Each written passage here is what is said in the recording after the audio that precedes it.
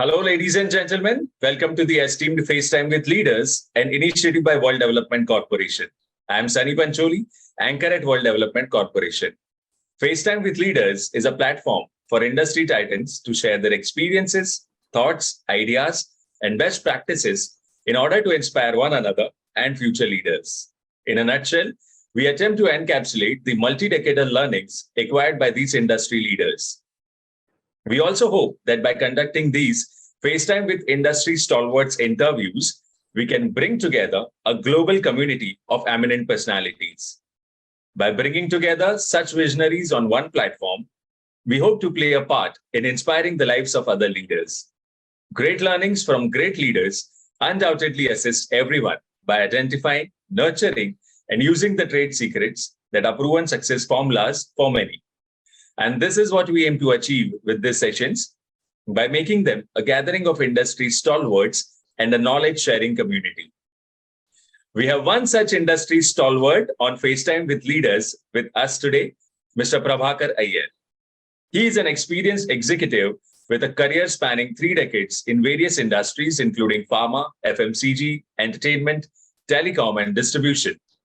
He has held top management positions and has served on the boards of several companies.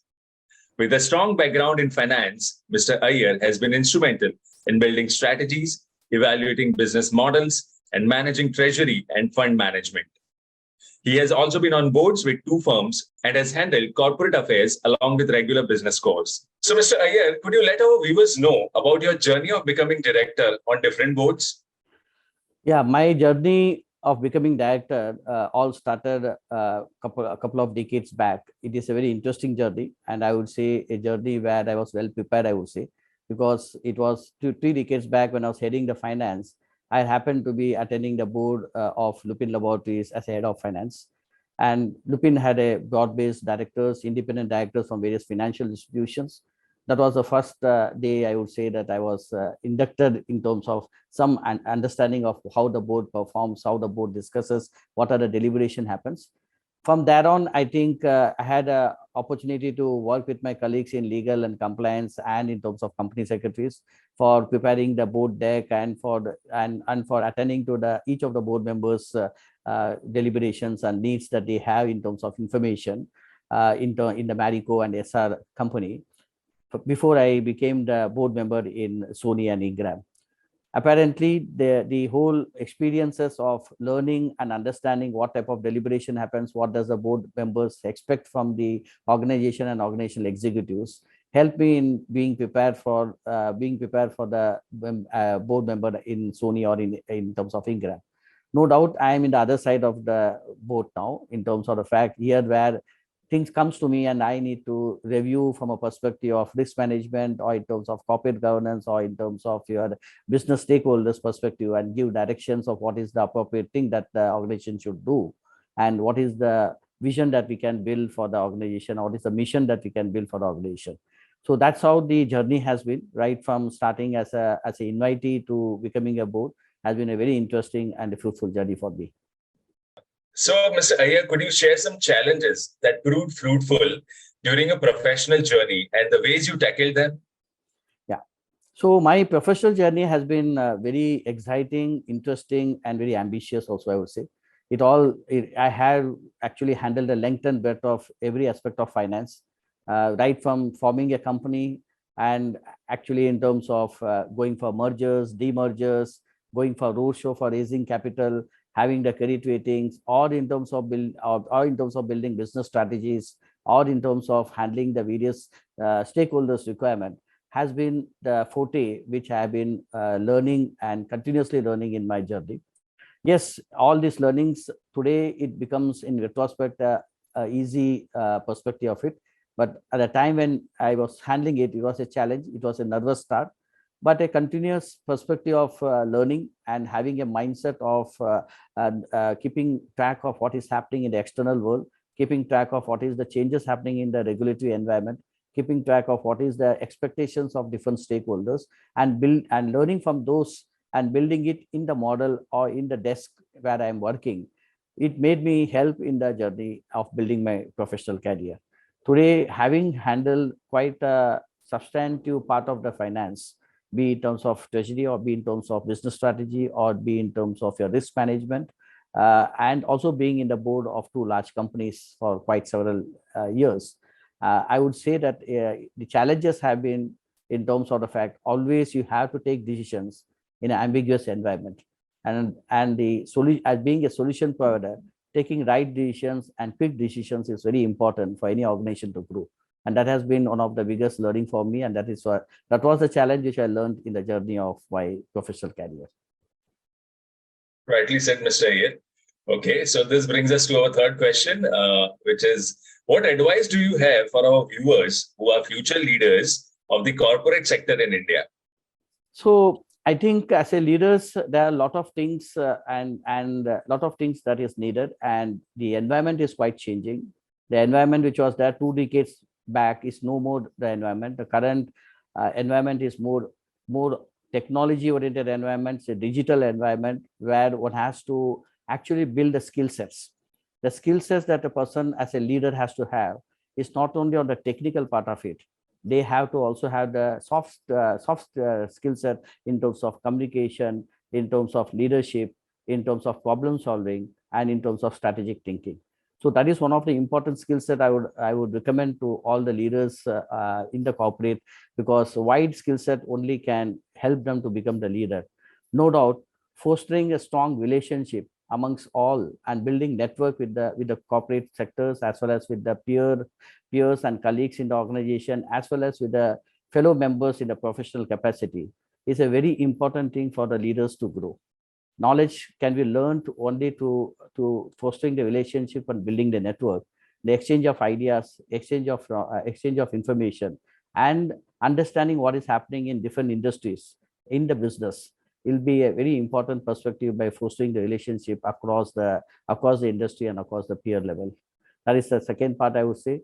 Third part of it is a absolute growth mindset, because every organization would like to grow. Every business stakeholder would like to grow. So one has to have a growth mindset in terms of leadership skill. The growth mindset where you will look in terms of the fact that every opportunity is taken and it is used for the best of the organization. And even if there is any problem, that is converted into an opportunity. There's a quite an important saying that fail fast. This is a new terminology that's being used in the management perspective. It is basically have the courage, understand what is the needed, have a growth mindset, be aggressively and do it. And as you find that it is not working for you, you better change it. Don't be rigid. Don't be in a mindset or attached to your ideas, attached to your own strategy, but be open and fail fast and move on to the next idea or next strategy. So that is the growth mindset I would say that all leaders will have to have. And most importantly, which is very important in the current perspective where we are, one has to lead with integrity and ethics.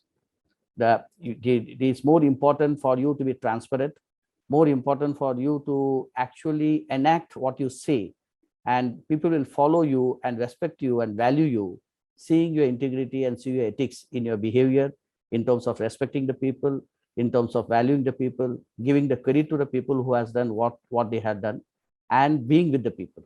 And that is the most important perspective of the leadership I would suggest that everybody should have. Another important perspective in the current world where everything is changing, change is constant, change is going to happen every moment. One has to adapt and be agile. If a person is unable to adapt and be agile, then that leader cannot actually carry with him the people along with him.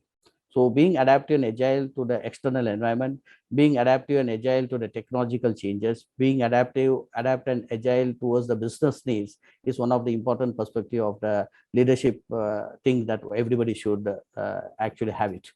So these are some of my understanding by my experiences, my learnings, which I thought I will share with you all. Rightly said, Mr. Iyer. So to all the viewers who are watching this interview, make a note of it, because these are the key things that make or break a leader. And this will always be with you if you carry this ethics and integrity and everything that has been shared by Mr. Iyer. And that will be a support system for your career spanning over decades. Okay, so continuing our conversation, as a board member and someone with a degree in law, what is your view on external governance in India? And what, according to you, is India's position in the environmental, social, and corporate governance spaces in the global landscape? See, broadly, I will say that external governance in India can be referred to the framework and to the mechanism for corporate governance, standards and practices. It includes right from regulations, guidelines, and oversight by the regulatory authorities or by the independent directors or by stock exchanges. So these are the framework which actually governs our external, what you can say, governance perspective. India has made significant strides in this, especially during the last 1 decade or maybe 1.5 decade. It has become very significant improvement and very significant importance has come in the corporate world. Prior to that, I would say it was not so dominant as what it is today. And today, more and more corporates are embracing this perspective of environment, social, and governance to be part of the business strategy, to part of the risk management, and to adopt it in totality, because this is where the value comes for the business. This is where the values come for the organization. Having said that, I would say that the importance of the environment sustainability and social responsibility and the good governance practices is known to everyone. And large corporates, and especially corporates which are professional and who are having what you can say multinational presence and who are very forward-looking and governance-oriented organization, adopt these particular practices in the day-to-day activities, into the day-to-day governance, into day-to-day business activities. And that is very important. Environment concerns are also being addressed by India in terms of initiatives like National Clean Air Program, or in terms of smart cities, or you can also look in terms of the international social alliances. In fact, SEBI has also introduced to include a business responsibility report for all listed companies. So these are some of the governance practice which, through regulations, to our own corporate initiatives, people have been driving the ESG in India. So it's not, I would not say that we are very established as what is there in the Western world, but we are not also less than the Western world. To say that what is the value India has brought it, or to measure it, it will be difficult, because each measurement or each analysis are done with different parameters. The only thing that I can say is that India has taken a lot of stride, and in the coming years, it will become much more visible and much more organizations participating in the ESG, because that is the future. Because as an organization, as a business stakeholders, we have to have a sustainable environment. We have to invest for sustainable environment. We have to actually be contributing to the society. The CSR contribution, CSR law that has been brought in has made many corporates coming and doing for the society in many different ways. And that has helped the society.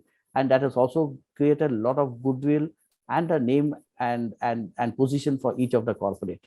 So these are some of the things that are happening. I'm glad that many of the corporates are adopting it and putting into practice. But there are challenges. It's not that everything is rosy as what I say. There are challenges in terms of implementation. There are challenges in terms of the regulatory compliances and regulatory adoption. And these challenges has to be overcome. And the future is in terms of the fact how much we adopt the ESG in our activities, how much we encourage ESG amongst our associates and our colleagues in the organization, how much we actually contribute to the society. That much will be the value the organization will have in the society, with the investors, with the stakeholders, and also in terms of the goodwill that they will be building in the market. So that's my personal perspective in terms of the ESG.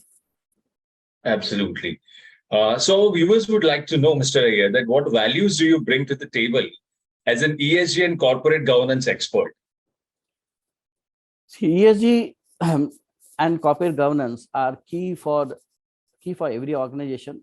It adds humongous value for the organization, as I said in the previous perspective. That one of the foremost thing is that organizations who are adopting and having ESG as the core perspective of that business strategy, they grow faster. The top line goes faster because they get better investors, the PE investors are more happy to invest with ESG compliant and oriented organization than to a non-ESG organization. The governments are ready to grant subsidies and supports and licenses to the ESG oriented organization. So all perspective in which the business can flourish, I think there's a positive side in terms of adopting the ESG. That's one big value in terms of adopting the ESG and how it brings value to the organization, to the company perspective. The second perspective is that it also reduces the, what you can say, in terms of lessens the risk in terms of your regulatory perspective. As far as if you are a governance oriented organization, if you follow all the processes that are required for corporate governance, you bring transparency and disclosures in all your active actions that you do in your corporate world, and thereby you have actually mitigated the risk of losing any money or risk of getting fines and penalties for violating any regulations. Those things will not be there, and that will be an indirect way of lessening the risk and also mitigation of the risk.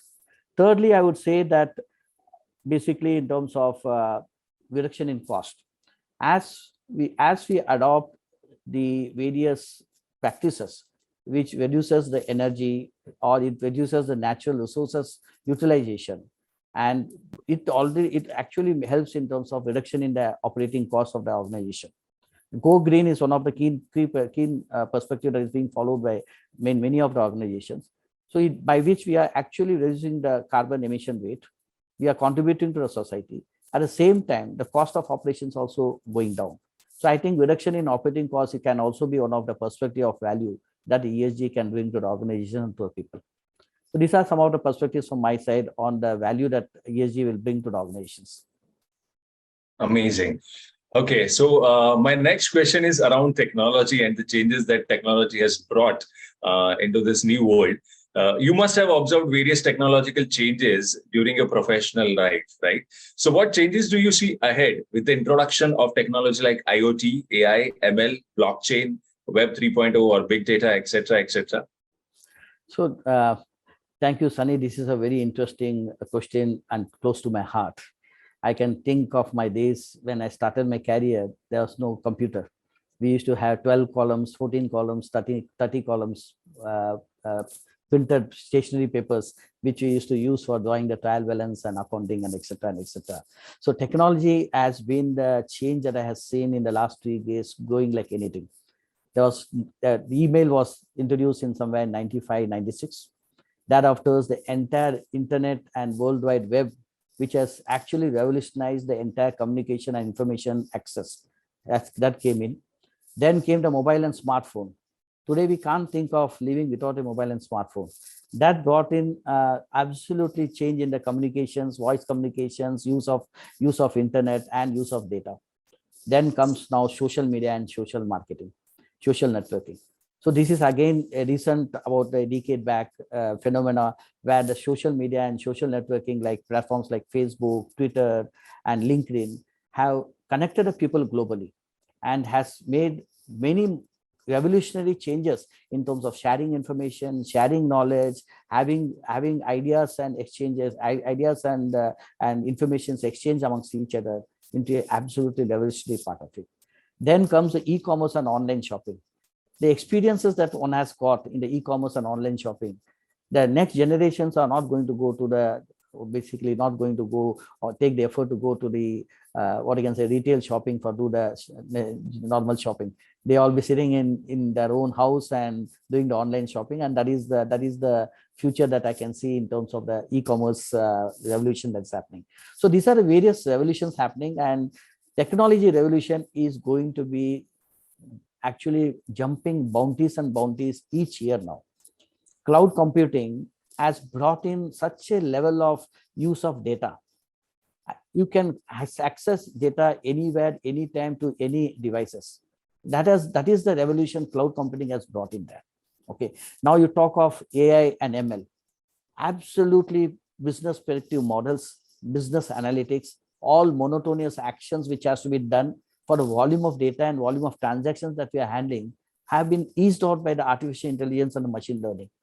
Machine learning exercise predicts in terms of the fact if there was this much amount of demand in the last Diwali, what could be the demand that can be there for this Diwali, and therefore how much is the stocking you have to keep, how much is the manufacturing you have to do, and therefore all the plannings and therefore efficient management of the business happens through AI and machine learning. No doubt, IoT is another important perspective which connects all the devices to internet. It is still to come in full-fledged. It is available, but people are not using much, and it is still not so rampant as what I would talk about a mobile phone or the internet or online shopping. But IoT and big data is going to be the future. IoT is going to make more intelligent decisions for the people, and every particular devices will be connected to the internet. And therefore, you need not go and switch on your light or switch on your fan or switch on your television or switch on your fridge. It will all happen in one device. So that is the Internet of Things that is going to happen. And think about the things, Internet of Things used in the production, factory production. The machines being run through the devices. Okay, the machine settings to be run by the devices. The level of productivity gain, the level of cost reductions that will happen, and therefore the products being cheaper to the consumers is something which is revolutionary. We can't even predict and think about it. If you talk of big data, digital data is available across. Now, there was a time when diesel and petrol was considered as a very premium. Today, data is premium. So it is right. Big data has substituted the fossil fuel, I would say. And today, everyone wants data. And this data is going to create a lot of predictive models, create a lot of business analytics. All these are going to create the entire corporate and the business into a very efficient management, least amount of leakages or wastages, and therefore there's efficient cost of production and therefore efficient pricing for the consumers. So I see it as a very, very big thing.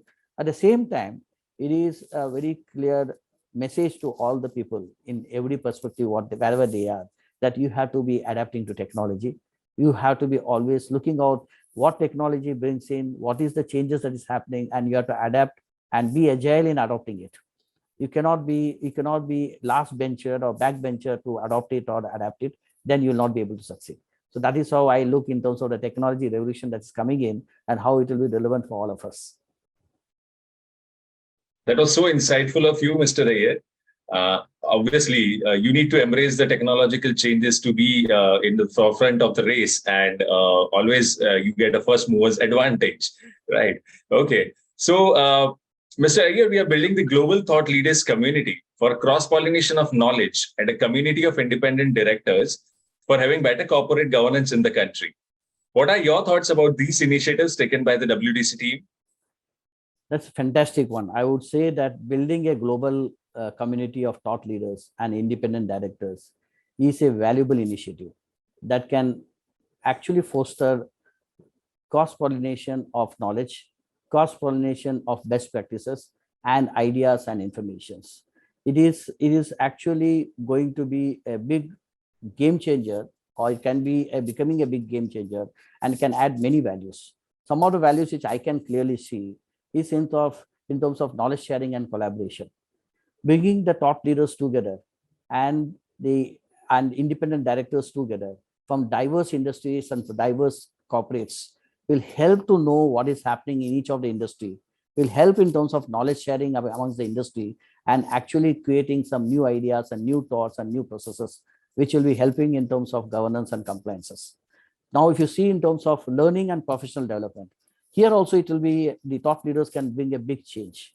Each professional is coming from different industry background, different perspective, different ideas, different thoughts, and cross-pollination of this information, ideas, and thoughts to webinars, to networking, to conferences, actually is going to add huge amount of learning and development opportunities for all the thought leaders.